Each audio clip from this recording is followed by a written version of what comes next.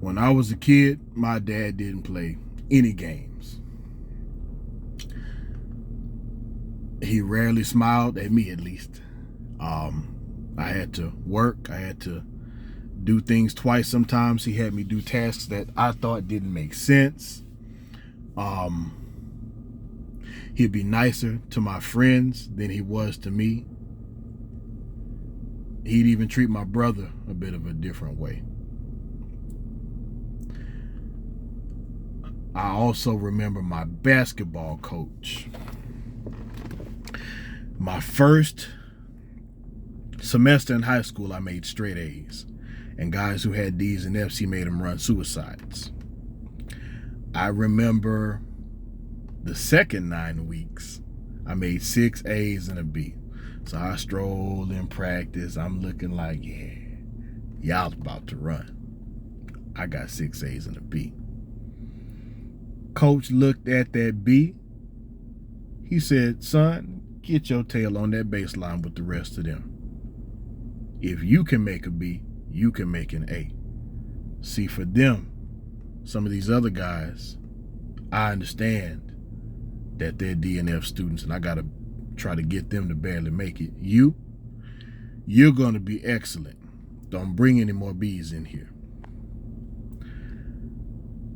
I could think of many occasions where there were men, you know, they had these hard dispositions, yelling, screaming, speaking with bass in their chest, looking you dead in the eyes when they talk to you.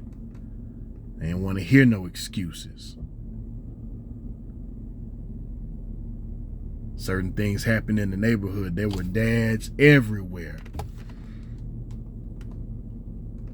And you couldn't do anything you weren't supposed to do because somebody's daddy was going to catch you and get you in line. And your dad was going to agree. So we would try to gravitate towards our moms just a little bit. But see, even back in the day, moms would be like, well, did you ask your father? What would your father have to say about that? Son, don't make me call your father. If you're over 30 years old and you grew up with your mom and dad, you know what I'm talking about. If you're an 80s baby. Well, things are a little different now. Why am I saying this? If you saw the YouTube short and the TikTok video, I told you how my son is feeling right now. He's kind of dejected and a little, little upset. He doesn't understand why when we're on the field, because I take time out with him. I send him to trainers, but the trainers went up on the price a little bit. And as far as strength and conditioning, well, look, I've been a coach before, so I'm doing his strength and conditioning. He's got to get his 40-yard dash time down, and he's got to get better hip movement because he's going to be playing linebacker and defensive end. Those things I can work on with him. But I expect a little more from him. Do I want to actually be coaching him right now? No. At one point, I decided to let him go with other coaches and trainers. But here's the thing. He took this last semester when he should have been running track and didn't run track. So now his speed is not what it should be. And some of the other athletes who he's more talented than, they're starting to catch up with him. So if I leave him to his own devices and let him play video games and sit back too long, he's going to fall further and further behind. I'm also thinking about his competition, because his competition just might be putting in the work and thinking about him. They say 2 mountains will never meet, but 2 men will. So I want my son to be ready. But just like my coach taught me, good enough ain't good enough. You need to be striving for excellence. You need to be accountable. And that's what those other men were trying to show me. See, men and women, whether you want to believe it or not, we're different. We look different. We sound different. We're built different. And I'm a Bible believer. You believe what you want. But at least in my household, we serve different purposes. So for my young boy, who I'm raising to be a man, see, you can't say in one breath, men and women are equal. Okay, you can. But here's the problem. Then you come back and say, well, where are the strong men at? Well, when we were trying to be men, people were stepping in the way and saying we're toxic and this and that. Okay, well, everybody else can do what they want to, but with me and my son, I'm going to raise him to have integrity. I'm going to raise him to understand how to overcome adversity. I'm going to show him how to go the extra mile. I'm going to show him how to be there and be an asset to his grandmother, and to be an extra set of eyes to protect and watch over his siblings. And I want him to be able to instill these same values in not only his children, but in other young men. So, young men, if you didn't grow up with the father, see, here's the thing about having a father. Once you get what men do, when you get on the football field and you hear your coach yell, well, dad does that. You hear coach say, I don't want to hear the excuses, dad does that. And I'm getting this from a friend of mine. I actually had his son on the field with us. His son was training with us also. He played college football at the University of Louisiana Lafayette. And we actually had a conversation about this last week, because even though I'm tough on my son, I love him. I don't want to see him upset, but I know I got to do what I got to do. I'd rather him be mad now and understand later, because I was mad at my dad too. Then he died. Then I got older. Then I realized he knew what he was talking about. I'd give anything to hear my dad yell and fuss and cuss one more time, and that's over. All I have is memories, and I can pay attention to what he told me and use it. God puts men on this planet here for a reason, young men. And like I said in that YouTube video, you may not have a father, but there's some man who knows something somewhere. Now, he's probably not popular. He might be mean. He might not always have a lot of time on his hands. He probably doesn't want to hear your excuses, but he's trying to show you something. Watch his mannerisms. You know a quality man. You know a man that wants something in life.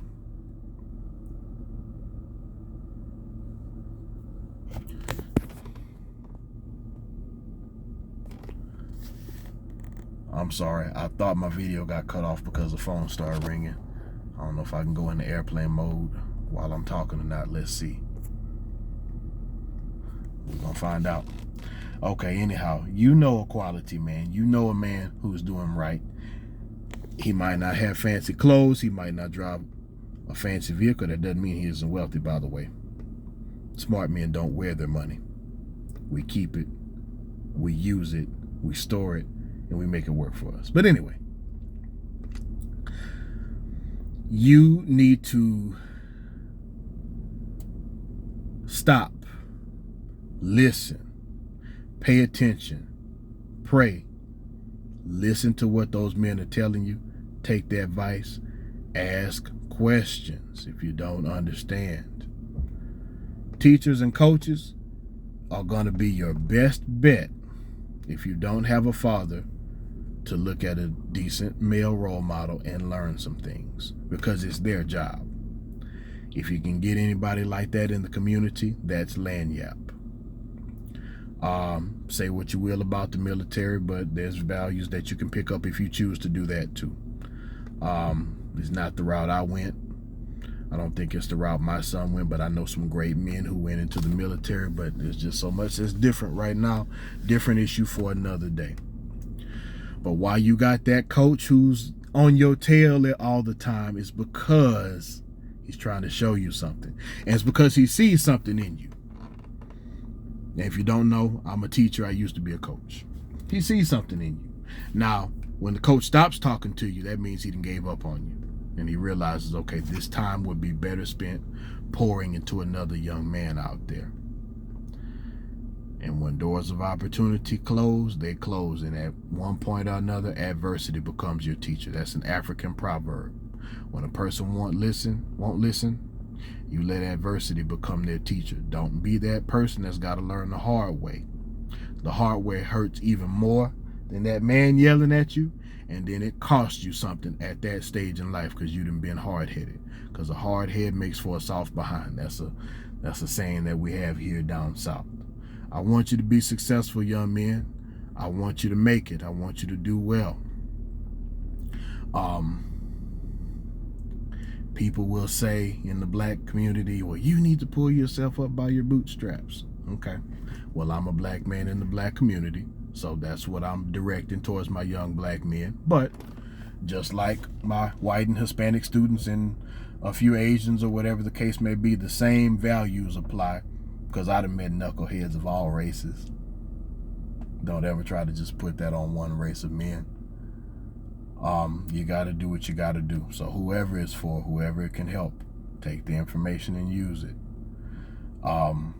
If there's ever a video you want me to make, a question you want me to ask, put it in the comment section. Men who are watching, I've had some great comments from some other men, and I really appreciate that. And I want you to understand there's some young man who's reading those words of wisdom. If I'm leaving something out, put it in the comment section, please. Because the more upstanding men who are rational thinkers and who are logic and who are willing to say, okay, let's do what makes sense for the greater good, the better. Regardless of what you may think about the next man, there's still a such thing as a decent person and a decent citizen. And society's running out of men like that. So you can say, I'm going to just take care of my 4 and no more. Okay. Here's the problem, though. You might meet that person who you could have gave some information to later on in life when you're older and weaker and so forth and so on. You just never know. You reap what you sow. What goes around comes around. But I know if you bless people, you get blessed too. And the greatest blessing a man can give is the gift of showing another young man how to be a man. Honestly, that's the best thing that we have going. And God gave it to us for a reason, so pass it down to another young person.